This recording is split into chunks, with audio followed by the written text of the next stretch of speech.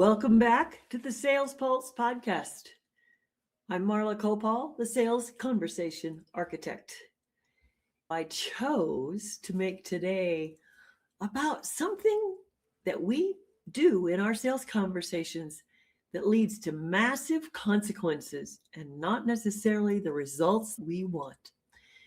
This is the situation called putting the words before the words. I was inspired when I read a short blog by Seth Godin, and his post was titled, get ready for it, "Here's a pillow the cat didn't pee on."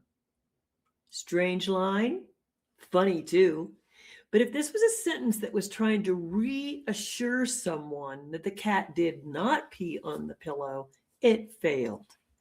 I'll bet your brain immediately pictured the cat, the pee, and the ruined pillow, right? The speaker intended to comfort the listener. However, the listener received contamination and icky feelings that created no level of comfort. The question is, how often are you doing this in your sales conversations, and how is it happening? The listener hears and feels whatever they hear and feel. It does not matter about your intentions.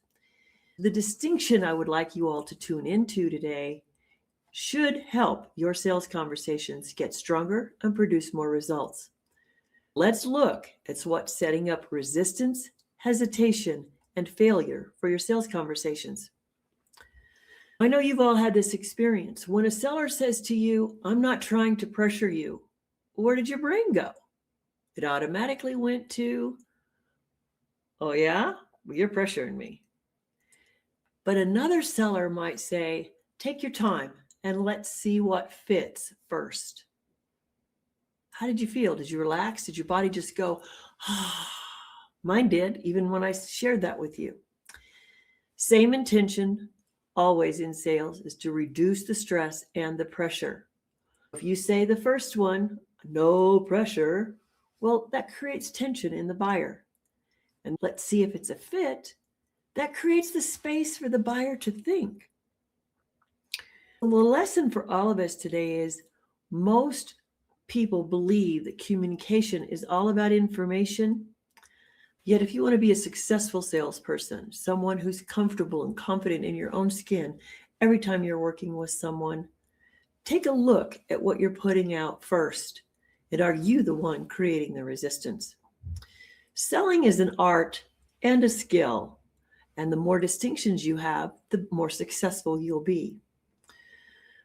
The key point here is always think about where you are directing the buyer's attention.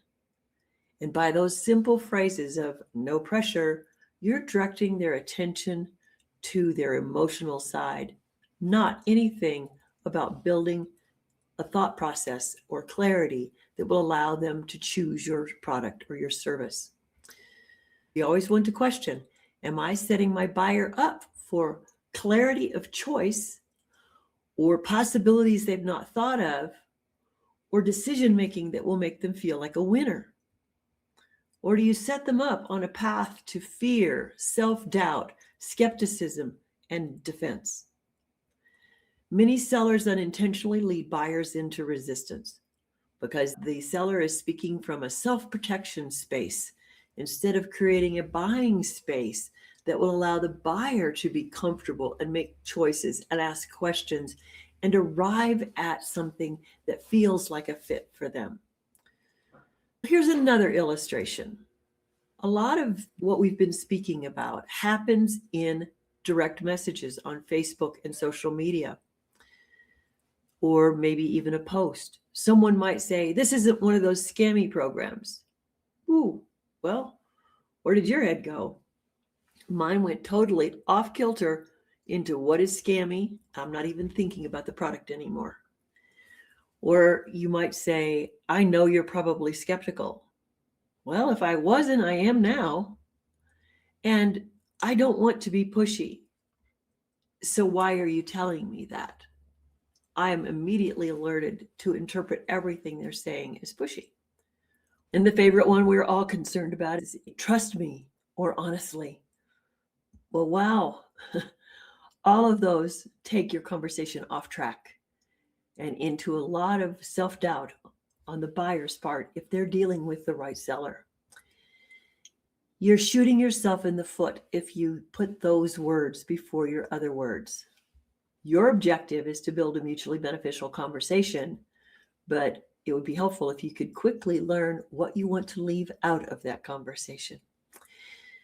A seller is always attempting to lower tension, but when you use the phrases we just shared, you are accelerating the tension. Language often reveals the seller's internal insecurity. You don't have to learn to be confident. You want to learn to speak clearly about what you're about and don't offer excuses. Create successful tones in your conversation, not unsuccessful ones. When the conversation becomes more about the seller's emotional management, then the buyer will not have time to clarify their desire and the possibilities that you might be sharing with them. This is why you'd like to create sales conversations with some design and create them for the person that's in front of you, not anything standardized or scripted, because then you lose the flow and the connection. Distinctions matter in any conversation, whether you're sitting on a board of directors or you're selling something or you're teaching in a classroom. Let's look at other examples. If you tell someone not to be late, well, the focus is on their failure. But if you say we're meeting at 6, that creates a destination for the person, the children, the spouse that you're trying to get in the car on time. One manages avoidance of failure and one creates movement. Personally, I like all my sales conversations to create movement.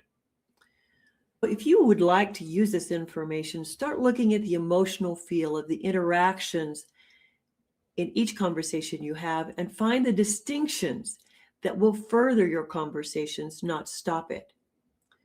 When you're using words like honestly or to tell you the truth, you're really saying, I want you to believe me. And that right there is a red flag for your buyer. The buyer will say to themselves, should I trust them? Do I believe in their honesty? Those tiny phrases that you're using create big implications in all sales conversations. They carry an emotional residue. Here's one more. If someone says, I understand what you mean, but you are erasing everything that was said before it, and the listener is going to be prepared for contradiction. And in some ways, some people are going to feel understand is an insult, demeaning, or patronizing. Try to replace that with, I hear what you mean, yet there may be another angle here. Are you open to taking a look? Now you've just given a broader scope. You're allowing them to join you in a conversation, and the energy will shift. The conversation will stay open instead of defensive. I'm not teaching you how to play a grammar game here. These are emotional direction markers. Words before your words shape the selling experience before your message even lands. Salespeople who understand these distinctions work better with buyers who are constantly scanning for emotional safety. People want to feel understood, respected, and clear, and capable of making their own decisions without being cornered. The moment a seller starts defending, over-explaining, or introducing imaginary objections, the buying space starts shrinking. This happens online constantly. A seller will post, I know people hate sales posts. Now everyone is thinking about why they hate sales posts. When another seller posts, here's an idea that might help, that's cleaner, that's lighter, that's more inviting, and creates some curiosity. Here's the point for today. Strong communicators learn to stop introducing unnecessary negatives into their conversations. They stop framing messages around what they hope people do not think. They stop defending before danger exists. They stop apologizing for their presence. Your sales results change when you create engagement, not resistance. This week, it could be fun if you start noticing the words before the words. Pay attention to any conversation you're participating in or that you are trying to create. Notice how often people defend themselves. Notice how many people apologize before speaking. Why? You're already on a back foot. Look at how often negatives are introduced into a conversation, and look at how often resistance is created when you're trying to avoid it. Notice your own language. Verify if you're being robotic or scripted, and then ask yourself, how's that working for me? The goal for you today is awareness so that you can craft, create, design, and architect better conversations. Your conversations will shift dramatically when your self-awareness grows and you stop planting doubt in the buyer. Here's the question. What invisible direction are your words creating before your message even arrives? I'm Marla Koupal, and you've been listening to the Sales Pulse podcast. If these conversations help you think and act differently when selling, then subscribe on YouTube, Apple, or Spotify, and share the show with someone who still thinks sales is about persuasion instead of building clarity with the buyer.